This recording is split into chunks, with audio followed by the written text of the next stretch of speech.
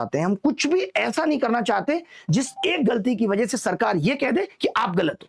हम बहुत सही तरीके से अपनी आवाज सिस्टम तक पहुंचाना चाहते हैं।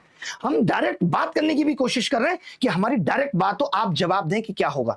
ये प्रूफ भी आज मैं सिर्फ इसीलिए नहीं खोल रहा हूं क्योंकि मेरा एजेंसी से कोई लेना देना नहीं है, लेकिन मुझे जिस दिन ये लगेगा कि ये अब एजेंसी कैसे हट सकती है तो मैं हर एक हथकंडा अपनाऊंगा। सब प्रूफ एक एक सॉलिड चीज है, वीडियो से लेकर के ऑडियो रिकॉर्डिंग सब में इकट्ठी करके बैठा हूं।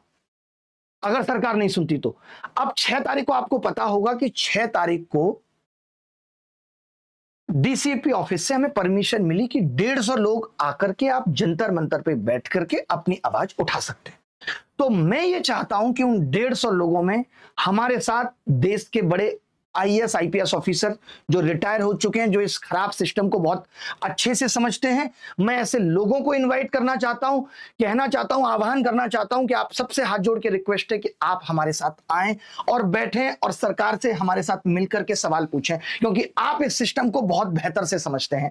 मैं देश के उन एमपी से रिक्वेस्ट करना चाहता हूं जो सच में इसीलिए एमपी बने कि हम समाज को सुधारना चाहते हैं। जब सब ऐसे लोग साथ आएंगे तभी शायद कुछ बात बनेगी। मैं देश के विपक्ष के नेता राहुल गांधी जी से भी यह कहना चाहता हूं कि आप भी इस आवाज को बुलंद करें, सबके साथ आके सवाल पूछें। ये सच में सही वक्त है जब सिस्टम को सुधारा जा सकता है। हम अब और कितना इंतजार करेंगे। मैं ये चाहता हूं कि मेरे लिए लड़ाई आखिरी हो। मैं देश के एमपी जिनसे जो ये खुद भी कह रहे हैं कि हम आपके साथ मिलकर आवाज उठाने को तैयार हैं, हम नहीं चाहते। सोचिए आप कि इन्होंने शिक्षकों के खिलाफ एफआईआर कर दी, ये कितना गलत था। क्या कोई बता सकता है, क्या कोई एक ऐसा प्रूफ दिखा सकता है कि किसी शिक्षक ने कोई उत्पात मचाया हो? कोई बता सकता है किसी से गलत शब्द का इस्तेमाल किया हो जिसके बेसिस पे आपने एफआईआर कर दी? अगर दम है तो एफआईआर करिए। जो लोग ये करप्शन कर रहे हैं उसके लिए एफआईआर कराने के लिए लोग चिल्लाते रहते हैं पेपर लीक हो गया है, ये पेपर माफिया है जिसने लीक किया है, और सालों तक एफआईआर नहीं हो पाती है। और यहां एक शिक्षक जो आराम से अपनी आवाज उठा रहा था, आपने उसको डिटेन करके पुलिस थाने में बिठा दिया। और कब तक आप ऐसे आवाज दबा देंगे? फिर आप कहते हैं कि ये एक लोकतांत्रिक देश है। बताइए। तो 6 तारीख को अगर हम 3 घंटे के लिए भी जंतर मंतर पे बैठ रहे हैं तो मेरी सबसे गुजारिश है, मैं अब कितनों के नाम लूं, बहुत सारे सांसद हैं। एक सबसे यंगेस्ट सांसद हैं पुष्पेंद्र सरोज जी। मैं चाहूंगा विपक्ष के नेताओं में राहुल गांधी जी, अखिलेश यादव जी, कि आपको नहीं लगता कि अब ये सच में वक्त आ गया है जब सरकार से एग्जाम सिस्टम पे सीधे सवाल पूछा जाए? और क्यों आप हम लोगों के साथ मिलकर के सवाल नहीं पूछ सकते? बताइए। तो मेरी आप सबसे गुजारिश है, जितने भी लोग, मैंने बहुत सारे लोग जो हमारे लोगों ने बताया, भीम आर्मी टीम के जो चीफ हैं चंद्रशेखर रावत साहब, आम आदमी पार्टी के अरविंद केजरीवाल जी, मनीष सिसोदिया जो कहते हैं कि मैं शिक्षा को बहुत बेहतरीन से समझता हूं, संजय सिंह, राघव चड्ढा, क्या आप लोगों को नहीं साथ आना चाहिए? तो मैं ऐसे 150 लोगों का हम लोग एक ग्रुप बना रहे हैं कि ऐसे 150 लोग जिसमें से लगभग 10 से 12 लोगों से हमारी बात हो गई है। बाकी से मैं चाहता हूं कि वो तो बहुत बड़े लोग हैं, लेकिन हाँ, उनके पीए हमें प्लीज इस नंबर पे मैसेज करें और ये कहें कि हम आपकी आवाज बनने को तैयार हैं। हम एग्जैक्ट 150 लोग उस दिन जंतर मंतर पे बैठ के गुजारिश करेंगे कि डीओपीटी मिनिस्टर आकर के बात करें। शायद उनको लग रहा होगा कि देश के शिक्षकों की उतनी औकात नहीं है, लेवल नहीं है कि उनसे बात किया जाए। तो हम चाहते हैं कि देश का विपक्ष हमारे साथ अगर आके बैठता है तो आप उनसे बात कर लीजिए, हमारी आवाज को उनके थ्रू सुन लीजिए, लेकिन सुनिए, ये हम चाहते हैं। तो आप सबके कनेक्शन में होंगे, आप सब लोग पूरे देश में सुन रहे होंगे। अगर आपका सांसद हमारे साथ आके बैठ सकता है तो इससे बड़ी बात कुछ नहीं होगी। हम इस चीज को बहुत सही तरीके से लेके जाएंगे। देखिए, मैं फिर से एक बात कह रहा हूं, आजादी एक दिन में नहीं मिली थी। बेरोजगारी, भ्रष्टाचार की जड़ें, बेरोजगारी या खराब सिस्टम में इतनी गहरी हो चुकी हैं कि एक दिन में कुछ ठीक नहीं होगा। धीरे धीरे चीजें मिलेंगी, कभी 10 चीजें मिलेंगी, कभी कुछ चीजें कोर्ट से मिलेंगी।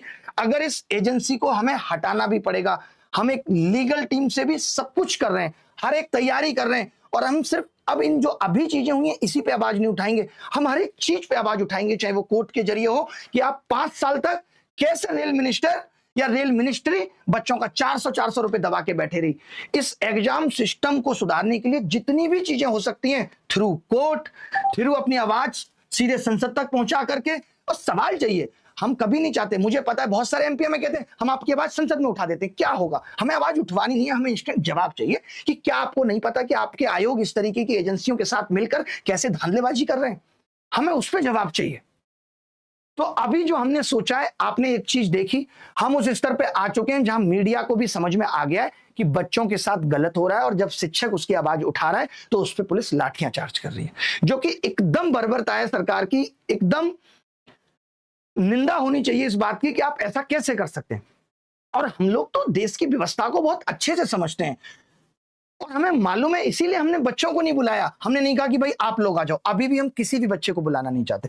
आप जहां हैं, आपको लगता है आप वीडियो बना करके इस आवाज को बड़ा कर सकते हैं, तो आप वीडियो बना के जारी करिए, ताकि जब इतनी सारी चीजें लोगों के सामने जाएंगी, जब हर तरफ यही दिखेगा कि कैसे बेरोजगार युवा करहा रहा है, तो शायद लोगों की समझ में आए, आपका दर्द समझ में आए। बाकी अभी जो प्लान है वो एक ये प्लान है कि 6 तारीख को देश के शिक्षक जितने भी, मैं स्पेशली नाम लेके भी रिक्वेस्ट करना चाहता हूं, बाकी शिक्षक सारे जुड़े हुए हैं एक ग्रुप के जरिए। मैं अब फिर से गुजारिश करना चाहता हूं, चाहे वो खान सर हो, आपको भी 6 तारीख को आना पड़ेगा। आप भी बैठेंगे, और ये हमारा बहुत शांतिपूर्ण तरीके से, 150 लोग होते कितने हैं, मैं दिल्ली पुलिस से भी रिक्वेस्ट करता हूं कि आप आराम से जितने भी फोर्स के साथ आ सकते हैं, हमें आराम से आके खड़े हो जाइए, हम बहुत शांतिपूर्ण तरीके से अपनी बात रखेंगे।